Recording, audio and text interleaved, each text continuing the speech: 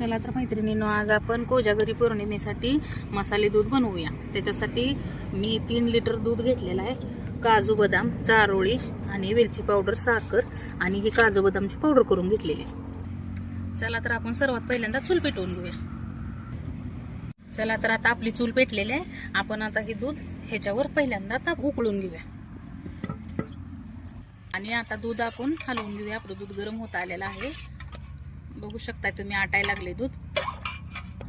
बघू शकताय आपल्या चुलीला जळ कसा लागलेला आहे आणि दूध पण आपलं कसं उकळायला लागलंय।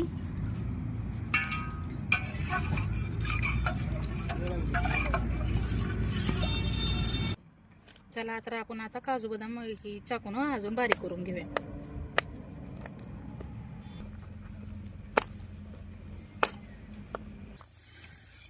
आपल्या दुधाला आता उकळे आलेले आहे। आता आपण ह्यात ही काजू बदामची पावडर टाकून घेऊया पहिल्यांदा।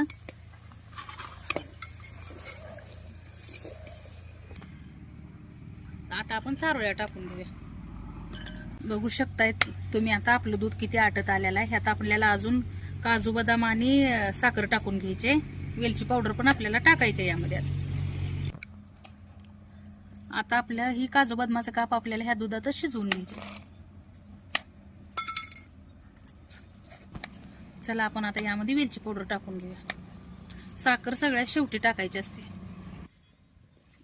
चला तर आता आपलं दूध आटलेलं आहे। आपण आता यामध्ये 1.5 वाटी साखर टाकून घेऊया।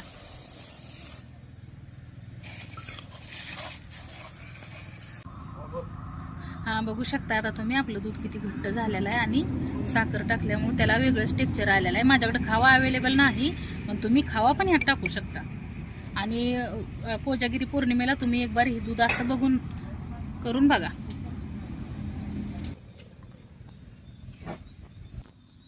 चला तर तुम्ही बघू शकता आता साखर टाकल्यावर दूध बारीक नॉर्मल उकळी यायला लागले। अजून एक 10 मिनिटं ठेवूया आणि प्यायला घेऊया। चला तर आता आपलं दूध पिण्यासाठी तयार झालेलं आहे। तुम्ही पण असंच दूध तयार करून बघा कोजागिरी पौर्णिमेला। आणि आता माझं तयार झालंय, तुम्हाला मी दाखवते ग्लासमध्ये घेऊन। चला तर तुम्ही बघू शकताय की आज बघा आमच्या इथं पौर्णिमा नसून पण चंद्र कसा उगवलेला आहे आणि दूध पण झालेलं आहे। तरी पण तुम्ही पौर्णिमे दिवशी करून बघा। चला तर बघू शकताय तुम्ही दूध किती घट्ट झालेलं आहे, आटलेलं आहे। तुम्ही पण असं दूध करून बघा। आणि माझं जर दुधाची रेसिपी तुम्हाला मसाले दुधाची आवडली असेल तर तुम्ही लाईक, सबस्क्राईब, शेअर करू शकता। धन्यवाद।